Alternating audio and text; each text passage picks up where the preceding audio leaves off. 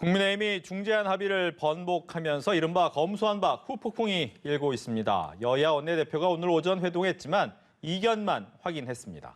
한편 한덕수 총리 후보자 인사청문회 이틀째 파행을 거듭하면서 다음 주에 다시 열기로 했습니다.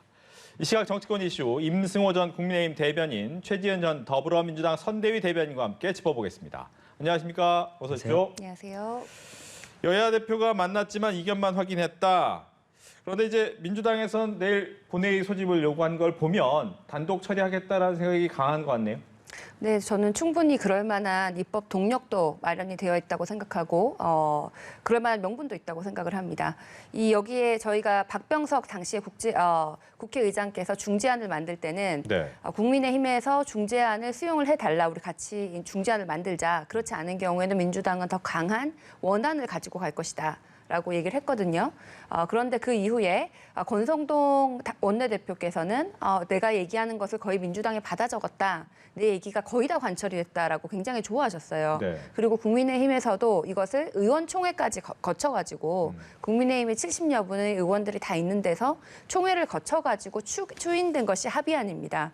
그런데 갑자기 국회에서 국회의원들의 그 동의 이후에 결정이 된 합의안을 법무부 장관 지명자인 분이 당대표랑 전화를 한 다음에 갑자기 이것이 안 된다라고 번복을 한 것이지 않습니까? 그래서 여기에 대해서는 번복을 할 명분도 없었고, 국민의힘이 그럼 처음에 국회의원 70명이 합의는 왜 했냐? 여기에 대해서 의문이 나오는 것이고요. 원래 국회의장께서는 만약에 이런 중재안을 받지 않는 경우에는 더 강한 원안으로 가겠다 그랬는데, 지금 민주당은 원안도 포기를 하고 이미 여야가 합의를 했으니 그 합의안으로 우리가 지금 법안을 통과시키겠다고 했으니까 그런 국회의장께서도 충분히 이거 본인이 만드는 그 합의안 아닙니까? 그렇게 할 만한 명분도 있다고 생각을 하고, 또 이미 여야가 합의한 내용인 만큼 그 내용에 대해서 문제가 아니라 그냥 반대를 위해서 반대를 하는 것이 많다고 보이거든요. 그래서 민주당으로서는 상당히 양보한 이 중재안에 대해서는 반드시 밀어붙일 것으로 보입니다. 네. 국민의힘 입장에서는 명분과 실리를 잃었다라는 지적이 많습니다. 어떻습니까? 저는 국민의힘이 첫 단추를 조금 잘못 끼운 측면이 있는 것 같습니다. 당시에 권성동 원내대표가 협의를 진행하는 과정에서 과연 이 중재안이라는 것이 국민들의 피해를 방지할 수 있을까에 대한 고민이 충분하지 못했다라는 비판을 충분히 감수했고, 이 부분에 대해서도 권성동 원내대표는 또 충분한 수기를 거치지 못한 점에 대해서 사과를 했고, 그래서 정책 명분을 민주당이 가져갈 수는 있습니다. 하지만 윤석 대표를 비롯한 국민의힘 지도부 그리고 인수위 측에서 우려를 표하는 지점은 여론이 지금 굉장히 악화되고 있습니다. 이준석 대표도 인터뷰를 통해서 잠시 언급한 바가 있었지만 오히려 검수완박 원안보다 중재안을 잘못 받았다는 여론이 더욱더 커지고 있는 상황이거든요. 그래서 국민의힘 입장에서는 저울질을 할 필요가 있었겠죠. 합의를 통해서 도출해낸 사안을 파기한다라는 리스크를 감수함에도 불구하고 국민들에게 직접적인 피해가 갈 수 있는 검수완박 중재안을 저지할 필요가 있을지에 대한 저울질이 있었다라고 보고, 저는 그래서 이것을 저지하는 방향으로 선택했다라고 생각을 합니다. 실제로 지금 보안 수사권을 살렸다라고 하지만 경찰의 수사가 이루어지고 검찰이 보안 수사를 하는 과정에서 여죄나 공범, 진범 등이 드러났을 때 소위 별건 수사라고 하죠. 수사를 확대해서 진정한 피해자를 구제할 수 있는 수단이 사실상 없어져 있고, 여러 번 언급되었지만 선거 범죄라든지 공직자 범죄에 대해서 검찰이 수사를 할 수 없게 됨으로써 결국에는 피해를 보는 분들은 국민들일 수밖에 없거든요. 그래서 국민의힘이 비록 합의를 파기한다라는 어떤 정치적 공격을 받을 수도 있겠지만, 그럼에도 불구하고 국민들에게 직접적으로 피해가 갈 수 있는 사안에 대해서는 명백하게 또 사과할 지점은 사과하고 검수완박 중재안에 대해서 대폭 수정을 해야 된다고 생각합니다. 네. 즉, 이 선거 범죄, 공직자 범죄, 정치인들이 자신한테 셀프 사면권을 준 것과 다름없다, 수사권을 뺀 것과 같다라는 얘기를 하고 있기 때문에 이 부분에 대해서는 민주당은 어떻습니까? 글쎄요. 저는 이게 좀 말이 맞는 말인가 싶은데요. 원래 6대 범죄를 검찰이 가지고 있는 6대 범죄의 그 수사권을 경찰한테 주자라는 것이 원안이었는데, 그것을 4대 범죄로 바꾸지 않았습니까? 그래서 검찰한테 아직도 남겨놓은 것이 부패하고 경제와 관련된 것입니다. 근데 지금 공직자에 대한 수사를 검찰이 못하게 한다라고 하셨는데, 이미 고위공직자에 대한 수사는 경찰이나 검찰이 아니고 공수처에서 하는 것이죠. 그리고 공직자에 대해서 뭐 고위공직자가 아닌 다른 공직자라도 문제가 되는 것은 보통 공직자에 대해서는 뭐 뇌물을 받았다든지 아니면은 뭐 정치인들이 정치자금법을 받았다든지 그러는데 그거는 이미 지금 검찰한테 남겨놓은 부패에 들어가거든요. 그럼 남은 거는 지금 선거법밖에 없어요. 공직자들이 걸릴 만한 것이. 그런데 그 선거법도 대부분 고위공직자이기 때문에 공수처에 들어가지만은 지금 실제로 선거법의 한 90%, 98% 이상, 심지어는 뭐 저는 예외를 못 봤기 때문에 100%일 수도 있는데 항상 경찰이 하고 있었습니다. 그래서 이게 지금 바뀌는 게 하나도 없는데 이거는 뭐 셀프 공직자에 대해서 정치인에 대해서 셀프 수사 면제다라고 얘기를 하는 것은 사실관계랑은 다른 것이고 이것은 그냥 본인들이 이미 중재안에 대해서 합의를 해놓고 발을 뺀 다음에 뭔가 이거 이유가 타당하지 않은 것으로 지금 계속 반대를 하고 시간 끌기용이고 반대를 위한 반대지 내용을 들여다보면은 공직자 수사를 셀프 면제한 것이 전혀 없습니다. 네, 반론 저도 듣겠습니다. 반박을 드리면 선거 범죄에 대해서는 특히나 대형 범죄의 경우에는 실질적으로 공소시효가 굉장히 6개월 정도로 짧기 때문에 이 사안 같은 경우에 대형 범죄의 경우에는 검찰들의 빠른 법리 판단이 있어야 됩니다. 물론 수사도 중요하지만 법리적인 해석에 있어서 전문가인 검찰들이 수사를 할 필요가 있다는 것이 반론으로 있고요. 또 제가 질문드리고 싶은 것은 방금 공수처를 언급하셨어요. 그렇다면 제가 이 검수완박이라는 중재안을 보면서 의문이 든 것이 공수처 검사들의 수사권은 안 뺏어갑니까? 이 부분에 대해서는 전혀 논의가 없어요. 그러니까 이 공수처를 만들어 놓고 공수처를 만든 것도 부족하다. 6대 범죄 수사권으로 축소한 것도 부족하다. 그러니까 4개 다 뺏어가자. 이런 식으로 나오고 있거든요. 그러니까 공수처는 왜 만들었으며 그렇다면 공수처가 실질적인 기능을 하지 못하고 있다는 것인데 그렇다면 공수처의 수사권을 그대로 놔둘 거면 공수처 검사들의 수사권은 성역입니까? 검찰들의 수사권이 그렇게 나쁘다고 주장하면서 공수처가 있으니 괜찮다. 이런 식으로 얘기를 하고 있어요. 그러니까 기본적으로 이 논리적 모순을 헤어나지 못하고 있는 겁니다. 그래서 검사들의 수사권을 모두 뺏을 것이면 공수처의 수사권도 뺏을 것인가. 근데 공수처는 문재인 정부 하에서 놔둔 것이니 그것은 놔두겠다. 이것은 어불성설이라고 생각합니다. 예, 여기에 대한 얘기 듣겠습니다.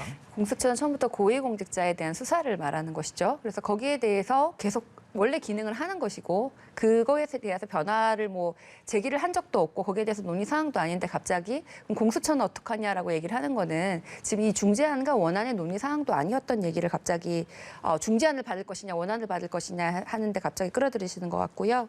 검찰이 6개월 안에 중대한 선거법에 대해서는 빠른 법리 판단을 해야 된다고 하는데 그랬던 예가 도대체 있습니까?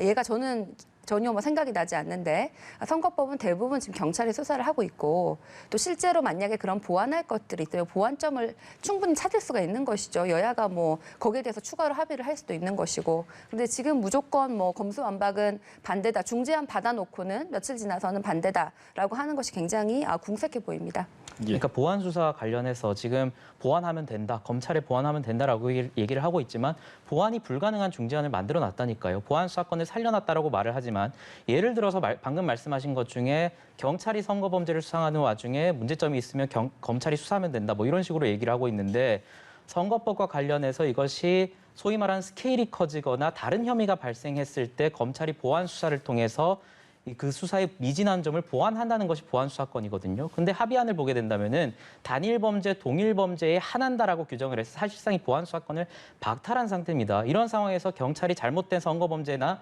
다른 대형 참사 범죄를 수사했을 때 검찰이 보안 수사를 지시할 수 있는 방향이 있나요? 없지 않습니까? 알겠습니다. 이렇게 좀 첨예하게 대립하고 있는데 결과적으로 이제 국회의장의 판단에 좀 맡기는 상황이 됐습니다. 국회의장은 그럼 어떻게 진행을 할 것으로 예상을 하십니까? 민주당에서는? 민주당에서는 원안이 아니라 중재안에 가는 순간 이미 많이 양보를 한 것이고 또 그 중재안을 만든 장본인이 국회의장입니다. 그리고 국회의장이 처음에 여야의 협상을 이끌 때 만약에 국민의힘이 중재안 안 받으면 민주당의 원안을 밀어붙이도록 하겠다라고 했는데 국민의힘이 받았어요. 그리고 다시 그 협상을 파기를 했으니까 사실은 민주당은 지금 원안을 밀어붙여도 되는 상황인데 아마 민주당에서는 그래도 여야가 합의를 한 것이고 국회의장께 중재안으로 해달라고 요청을 할 것이거든요. 그래서 민주당으로서 많이 양보를 한 것이고 또 본인이 직접 만든 것이기 때문에 중재안으로서는 충분히 결단을 하셔가지고 국회 본회의를 열어서 이런 법안이 통과될 수 있도록 하시지 않을까라고 생각을 하고요.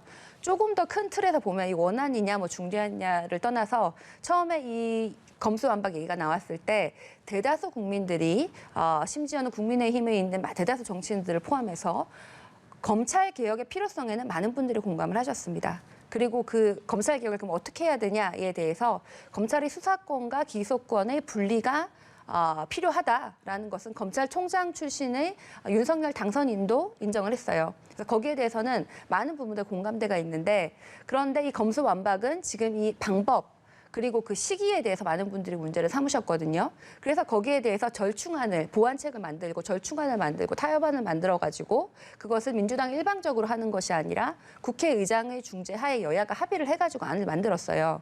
그래서 그 방법조차도 많은 분들이 이제는 이거는 그렇게 민주당의 독주가 아니다라고 하는데, 거기서 갑자기 국민의힘에서 파기를 한 것입니다. 그래서 여기에 대해서 명분이라든지 이게 방향 필요성이 없냐, 방향이 틀렸냐, 여기에 대해서 아무도 말을 못 하시는데, 그 방법조차도 민주당 명분은 오히려 찾고 있는데 국회의장으로서는 이것을 안 할 이유가 좀 없어 보입니다. 국회의장이 만약 본회의를 소집해서 진행을 한다. 국민의힘은 어떤 방법을 갖고 있습니까?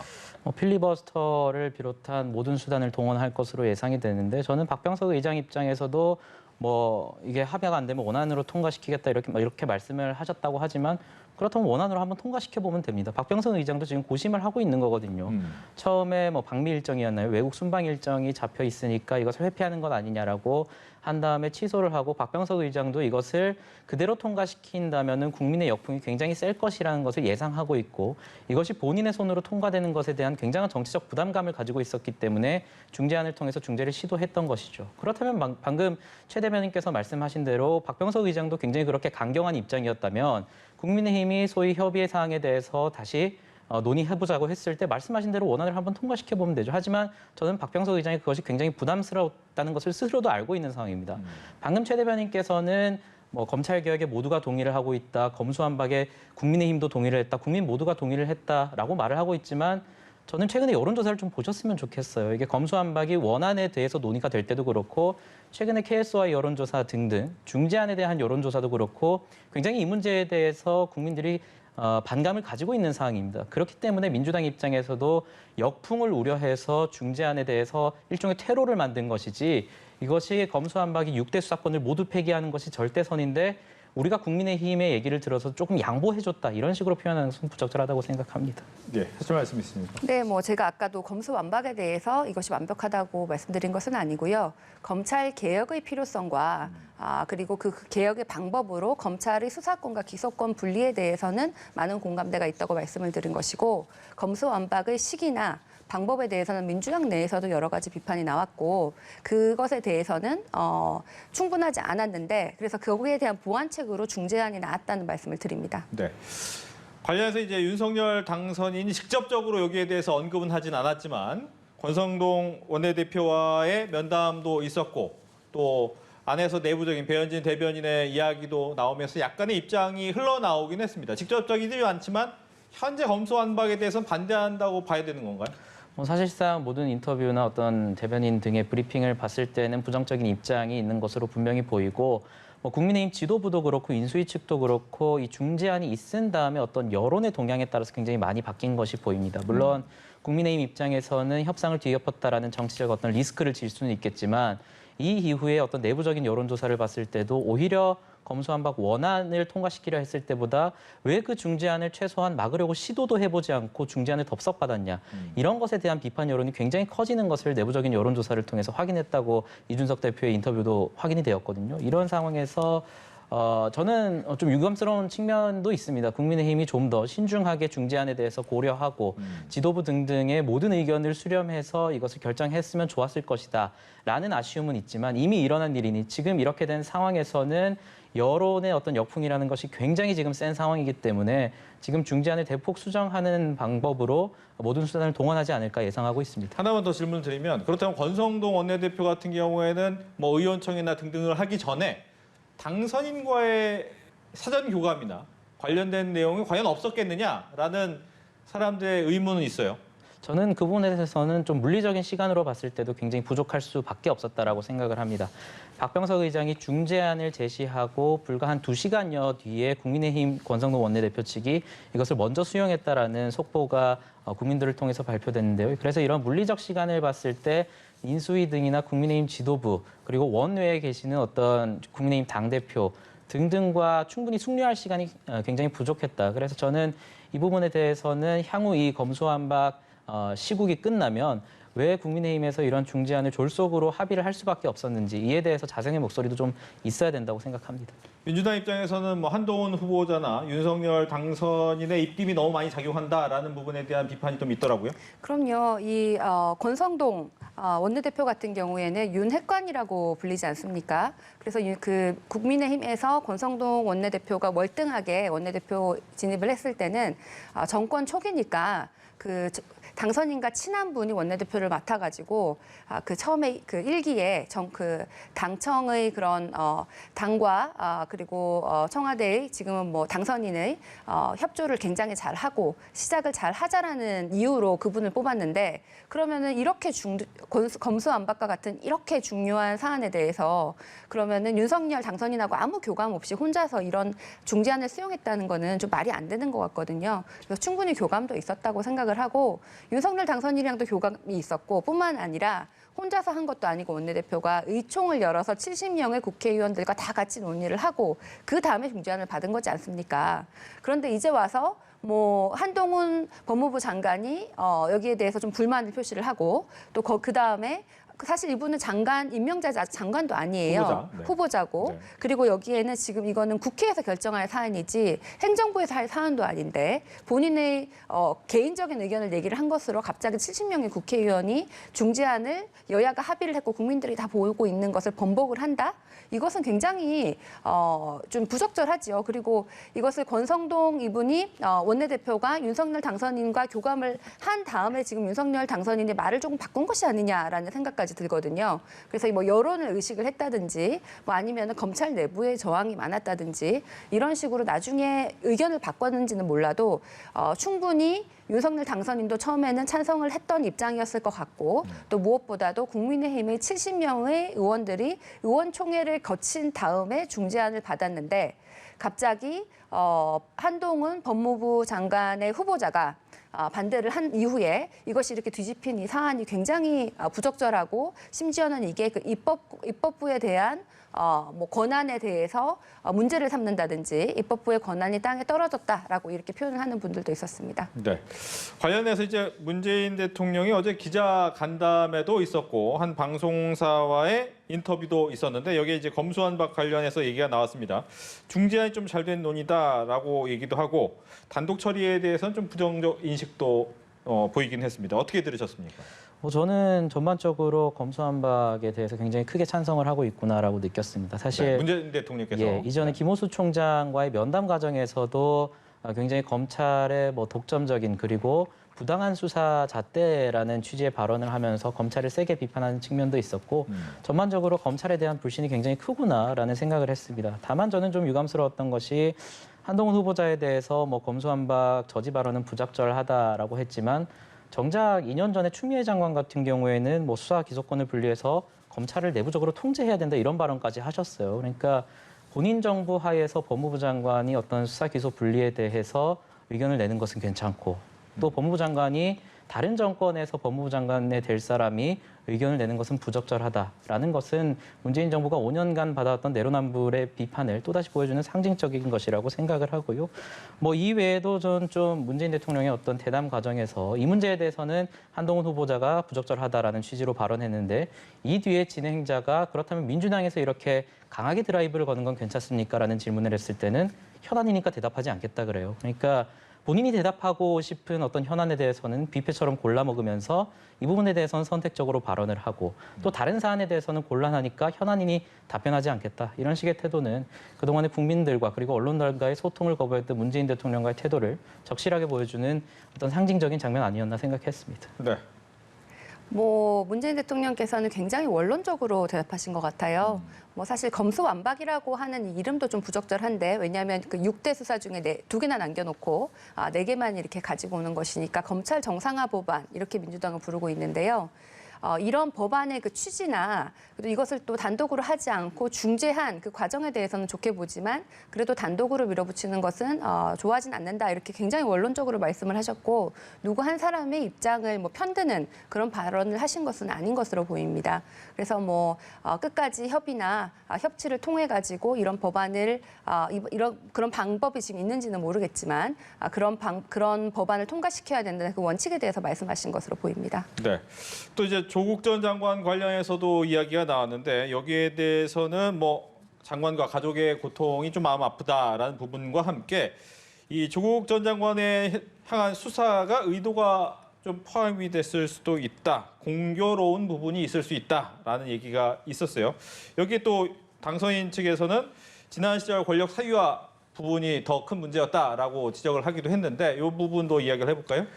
문재인 대통령이 조국 장관과 굉장히 가까웠던 분이니 사적으로 어떤 미안한 감정은 있을 수 있습니다. 다만 그런 생각은 저는 일기장에 좀 적으셨으면 좋겠어요. 본인이 당시에 어떤 대선 후보 토론을 할 때 한 말이 있지 않습니까? 북한이 주적이냐는 질문에 그것은 정무적인 판단에 의해서 대통령이 할 말은 아니다라는 답변을 한 적이 있습니다. 저는 그 말이 지금과 같은 상황에 쓰여야 됐다고 생각합니다. 물론 조국 장관에 대한 개인적인 미안함은 가질 수 있습니다. 그럼에도 불구하고 대통령으로서 할 말은 아니라고 생각합니다. 또 개인적인 연민을 표하는 감정, 여기까지는 제가 어떻게 대통령의 어떤 연민의 표현이라고 볼 수 있지만 그 뒤에 표현하는 것이 조국 수사에 대한 시점과 수사 방식이 공교로웠다라고 발언을 해요. 이것 같은 경우에는 검찰의 수사가 또 잘못되었고 이후에 이어지는 정경심 씨에 대한 대법원 판결까지 부정하는 요소로 작용할 수 있기 때문에 저는 문재인 대통령이 굉장히 부적절한 발언을 했다라고 생각을 하고 또 그 뒤에 발언하신 거 보면 윤석열 대통령 당선이 아이러니하다라고 말씀을 하세요. 이것 같은 경우에는 윤석열 대통령을 당선시킨 국민의 절반 정도가 아이러니한 분들이란 말입니까? 저는 이 사안에 대해서는 어떤 방금 말씀드린 어떤 민주당이 그렇게 검수완박에 대해서 강하게 드라이브를 거는 것은 현안이니까 답변하지 않겠다 하고 조국 장관에 대해서는 대법원 판결을 부정하는 취지의 발언까지 하면서 수사 방식 공교로웠다 발언을 하고 후임 대통령에 대해서는 아이러니하다라고 발언을 하고 저는 이런 식의 어떤 대화 방식이라는 것이 상당히 좀 퇴임을 앞둔 대통령의 대화라고는 믿기 힘든 수준이었다고 봅니다. 네, 조금은 수위가 높았다라고 얘기를 한 것 같습니다. 글쎄요, 저는 최대한 정치 개입을 하지 않으시면서 또 의견 표현을 하신 것으로 보이거든요. 뭐 이걸 대선 전에 이런 얘기를 하신 것도 아니고 대선이 지금 다 끝나고 본인의 퇴임 직전에 이제 개인적인 이런 회고와 같은 그런 자리에서 이렇게 얘기를 하신 것이잖아요. 그래서 이 정도 의견 표현은 하실 수 있고 오히려 뭐 다른 전 대통령 같은 경우에는 뭐 특정인의 후원회장을 한다든지 아니면 특정 방송국과 뭐 이렇게 친분 관계를 나타낸다든지 뭐 예를 들어서 박근혜 대통령께서 뭐 가세현과 굉장히 친한 뭐 그런 것을 제가 언론 보도도 봤는데 그런 여러 활동에 비하면 굉장히 자제해서 정치 개입을 최소한 하시면서도 본인의 의견을 피력했다 이렇게 보입니다. 네. 그러면 하나만 더 추가드리면 좀 전에 이제 윤석열 당선인의 아이러니 얘기를 한 거에 대해서 윤석열 당선인 측에서는 지난해 검찰뿐만 아니라 지난 시절 검찰뿐 아니라 경찰, 국세청 등 모든 권력기관을 통해서 상대 진영을 압박했다. 권력을 사유화했기 때문에 국민이 거기에 대한 피로감을 갖고 그래서 만들어진 것이 현재 윤 정권이다라는 얘기를 했습니다. 이 부분은 어떻게 평가하십니까?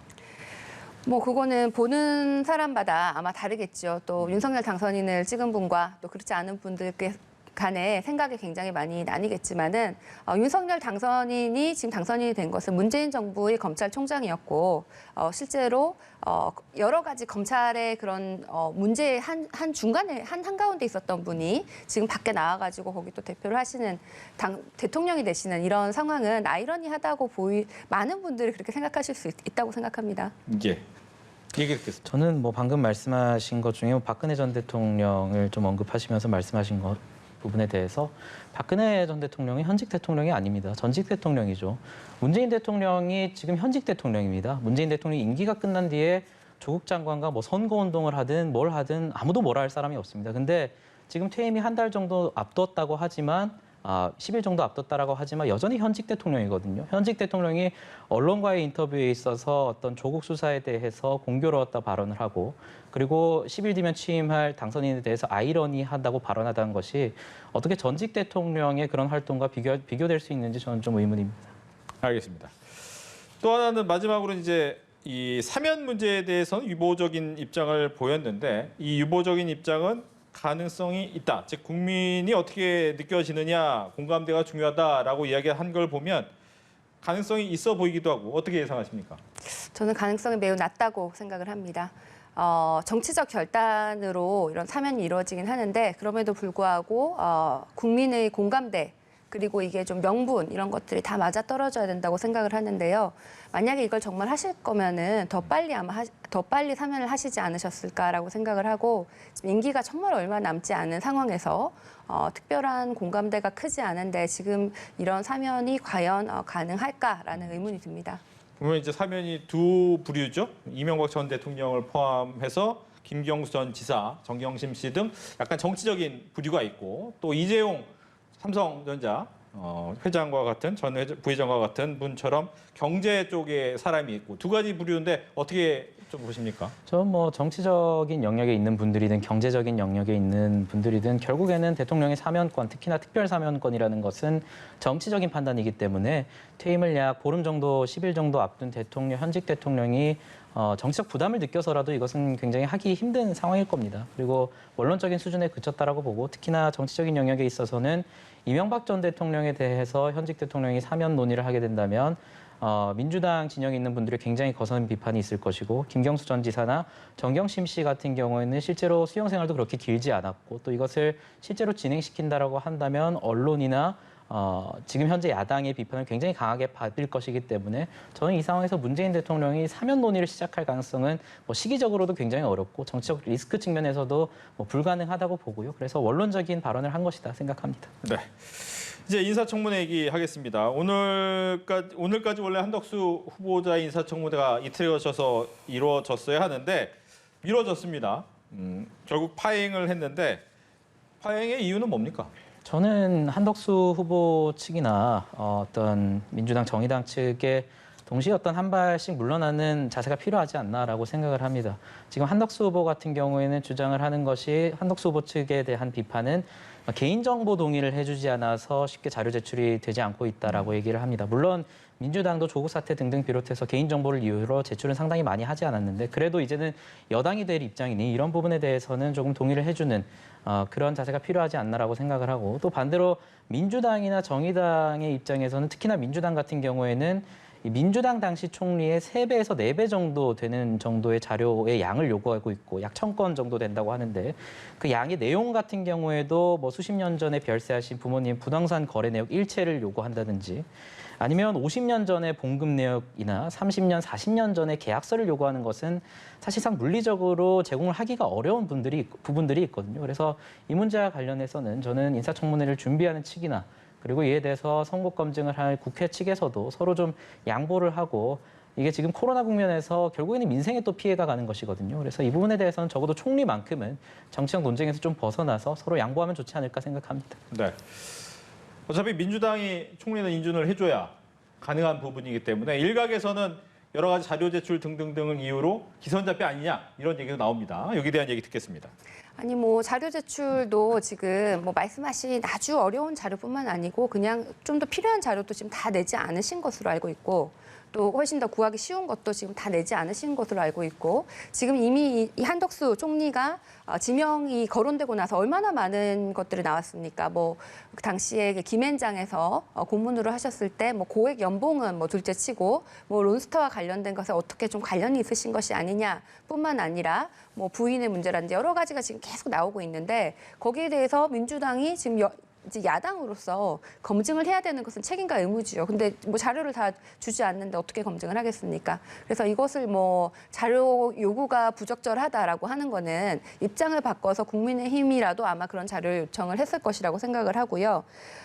저는 어떠한 이유든지 새 정부가 출범을 한 만큼 무조건 발목 잡기가 아니라 협치의 장이 좀 마련이 돼야 된다고 생각합니다. 그래서 청문회도 사실은 정책 검증이 조금 더 이루어져야 되고 무조건 반대가 아니라 좋은 분이면은 또 이렇게 끝까지 너무 힘들게 청문회를 하는 것이 아니라 빨리 내각이 또 구성되도록 하는 것도 야당의 책임감 있는 모습이라고 생각을 하는데 이런 검찰 정상화법 같은 경우에 지금 국민의힘에서 찬성을 했다가 다시 또 합의를 파기하고 이런 과정에서 협치를 할 수 있는 그 전체적인 분위기가 좀 안 이루어진 것 같아요. 네. 그래서 뭐 청문회도 그렇고 뭐 검찰 정상화법도 그렇고 여러 가지가 다 같이 협치로 가는 건데 하나는 국민의힘이 전혀 협조를 안 해주면서 다른 쪽에서는 민주당한테 협치를 해라라고 얘기를 하면은 그게 사실 잘 이루어질까 이런 생각이 듭니다. 알겠습니다.